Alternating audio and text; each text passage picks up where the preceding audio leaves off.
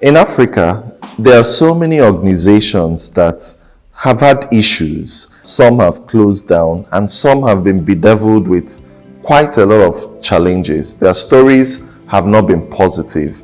But then some of them as well are just excellent. You enter there, you see the kind of culture they've built, and you know that these are world-class organizations. That's the kind of thing that you meet when you enter APIN Public Health initiatives. In this edition of Spotlight, I want you to join me to listen to Dr. Prosper Okonkwo, the CEO of APIN, someone who has displayed the competence, the character, and the commitment that is needed to build such an organization. Someone who has worked with a team of people to develop that organization into a world-class, respected, trusted organization.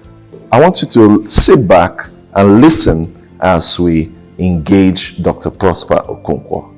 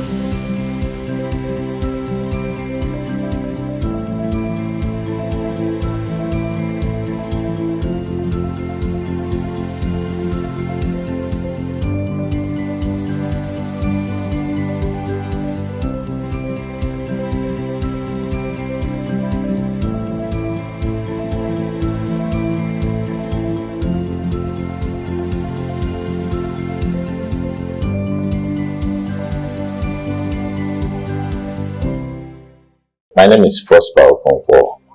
I'm a public health physician and I've been in practice for quite a while. I graduated from the University of Ibadan in 1982 and I've gone on to do some postgraduate training in public health. I've been in the field of public health for the past 25 years, thereabout.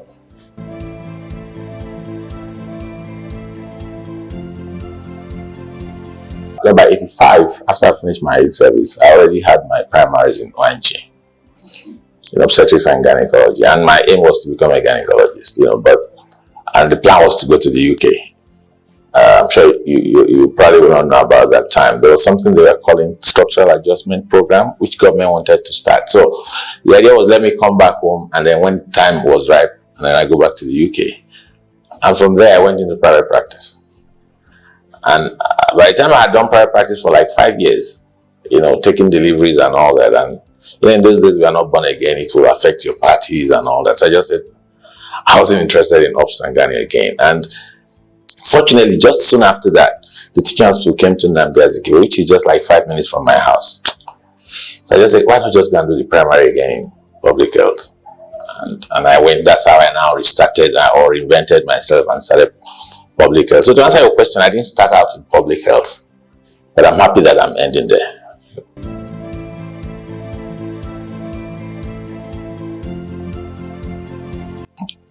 Well, APIN, initially, what we have now is APIN as an organization.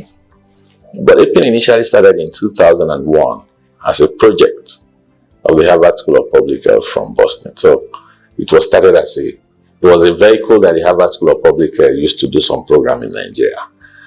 And I was employed in APIN in 2004 when it was still a project. So I was a staff of Harvard School of Public Health in Boston. Incidentally, I still maintained some relationship with Harvard as a visiting scientist. But in 2007, the US government was now saying they thought that this organization should begin to get some Nigerian flair. And so we now registered as APIN, the organization. 2007 actually, and I became the pioneer, and I'm still the current CEO.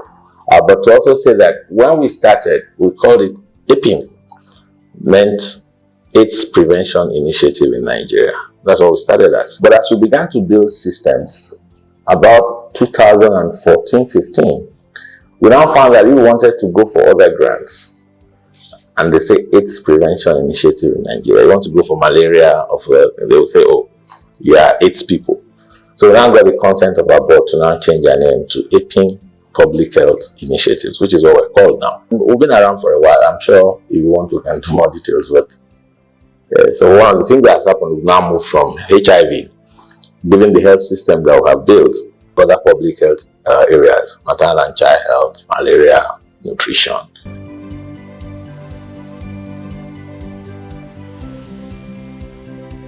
It would be nice to say that the fact that I began to lead APIN was just coincidence. And as we talk about excellence, the coincidence in the sense that I was employed as a staff of Harvard University. If you know the way they operate, they really have very, very good systems, and they believe that things should be done well. So that philosophy was what we brought in. Somebody started the project, but I was the first CEO. And because we knew that, one, we had the technical capacity and guidance from them. Secondly, we had the best practices from them. As a child of God, the impression in the NGO world is that most people in the NGO are thieves. And that to an extent is true. And it also has an implication. That's why the lifespan of most NGOs is, they'll just do one cycle and they'll mess up with all the money and they get cancelled. So the philosophy was there that, can we run an organization that will outlive us?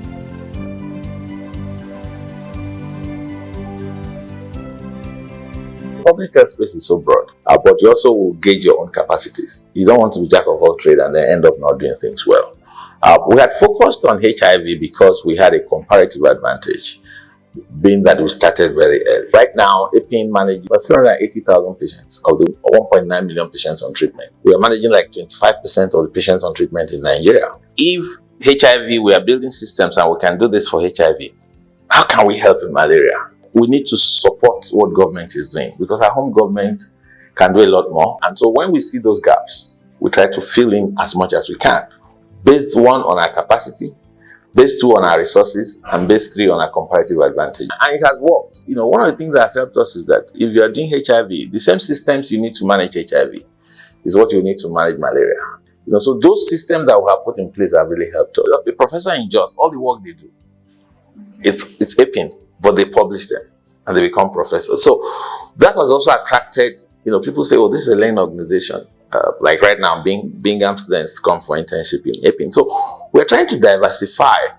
And when they see you are doing that, then things like consulting, which is not normally our normal, oh, can you help us with this training? Can you help us develop this lab? Can you help us do this? Based on the system that we put in place. And one thing that God is doing for us, which I think is something that should work well in organization, is that God is bringing young people who feel like this organization is our own. And they'll say, we saw this one, or can we saw this one? And so we have a very strong grant unit that when they bring those kind of things, our grant unit filters and says, this will fly, this will not fly. So once we see things that we can do, and then, you have to be humble. We are not afraid to do a proposal and lose, because you can't win all.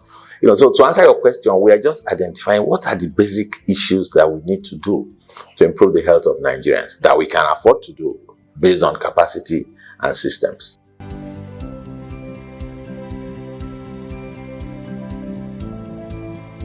Yeah, the vision we set in our strategic planning is I want to be a leading public health NGO in Africa. And what we have done is that we have gone ahead to, we've tried to put our footprints in many places. Like in this state now, apart from Northwest, we have worked in every zone doing different things. If you want people to take you seriously, just like CMDA now, if you come here, this is your building.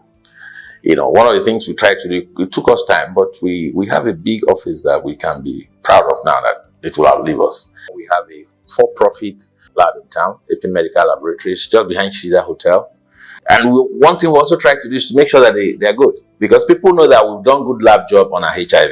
So if you now come to town to do the one that will bring money, you need to do it. And what we are doing is that, one is succession. Like, why I have time for all these things now is that apart from high-level strategy things, people don't even still know I'm in APIN. Yeah, there's a deputy CEO that is, when we go to meetings, luckily he's a huge guy, so they take him more seriously than myself. So on the transition for leadership, we already set things in place. As a matter of fact, I probably will have retired, not retired, but stepped down But our funders are saying maybe they still want your face for one or two things that we are grateful to God for. So one is that we are setting up leadership structures. Two is that we are saying even if our funders go with their money, while that would bring down the number of, let's say, staff, but we are sure now that the way we set up, APIN cannot just suddenly disappear from the map. And then when we have opportunity with our resources, we send some of our young people to build more skills that can make them competitive going forward, because it's a very dynamic field that we are in. System strengthening for the institution and capacity building for staff, what we consider to be a robust but malleable leadership transition, and then diversification. We want to remain here for a long time to come, and so we're beginning to do a few other things that we hope will keep us in.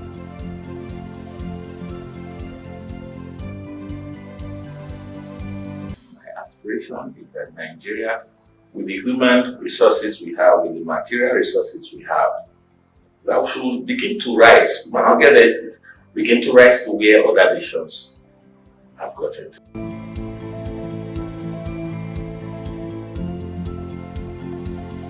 Yeah, I think it's helped considerably, but it's also come with challenges. But let's start with the helping.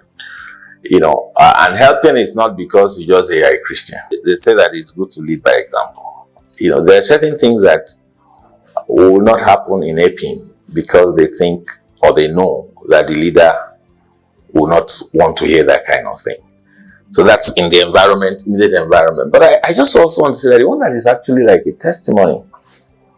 I just said in passing now that our funders are saying, oh, just hang on a little bit more, is that they'll be telling us at times, either directly or indirectly, that it's because you are there we are bringing these things on, because we have some confidence that it will be well managed.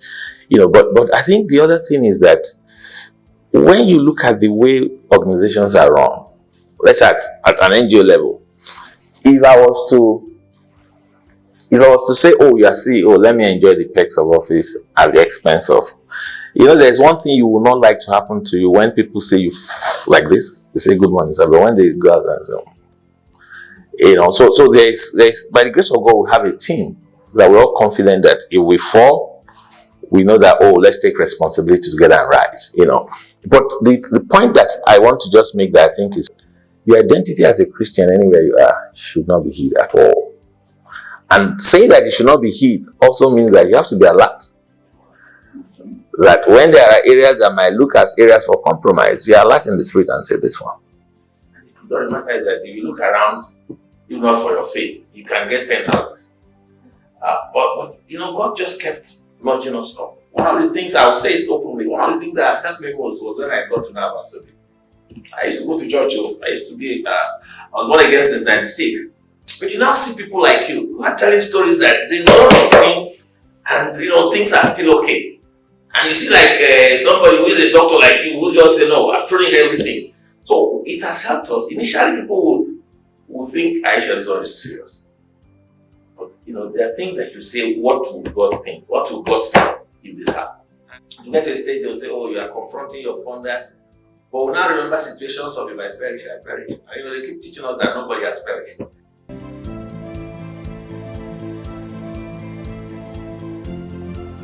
One of the things that I think God has helped us to do is, one is that the people that are directly under me, many of them are, if you look at like their lifestyle outside of work and how they try to conform when they are here. But I think one of the things I think has helped us is that I get a sense, that they believe that we do what we say. The other day we were at a meeting, and I'm not saying this because it's me, but I think these are things that have helped us over time. The deputy CEO operations was saying that, directors now, when they travel, maybe a driver carries them and they come back at 9, and say, just sign a paper for the overtime. They feel like it. And they were saying, but some people sign this thing, so who are you not to sign it? So I think leading by example is one. But the other thing I think is important is also transparency. And making them see it. Let me give a practical example.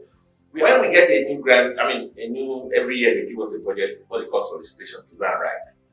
The day we will throw it at the directors, we'll throw it with the budget. They say, when they work before, they don't show them budget. I'm like, so do you want to plan in the dark? So they believe that we are open. And I think it's a good thing. And thirdly is that if, for example, now they say, were maxed with employment. And I will see that there is an absolute need that is stretching the people that are doing the things, and you can afford it.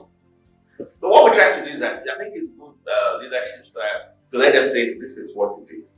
So that when it is not there, everybody will also. So I think openness and being in their shoes as much as you can are some of the things I can say continue to help us.